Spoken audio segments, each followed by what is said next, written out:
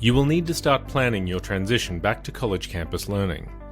To make this transition smooth, consider saving all your documents and files onto your laptop. Make sure your winter uniform is ready to go. Charge your laptop the night before. Clean and tidy your workspace so it is ready for when you need to do your homework. And of course, get that fresh haircut you've been wanting. If ever you feel unwell, you will need to stay at home until you are completely better.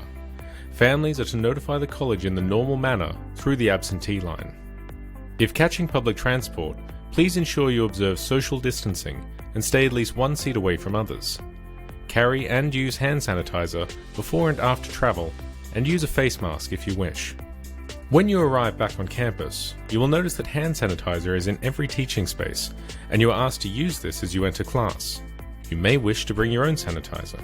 Where possible, it is a requirement that you pack your own nutritious lunch, as the canteen will have strict social distancing measures in place and wait times expected to be long.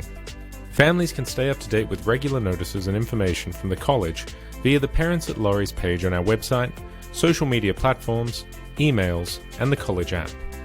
We thank all families for supporting the Laurie's at Home initiative, and we're very much looking forward to welcoming all students back at campus from next week.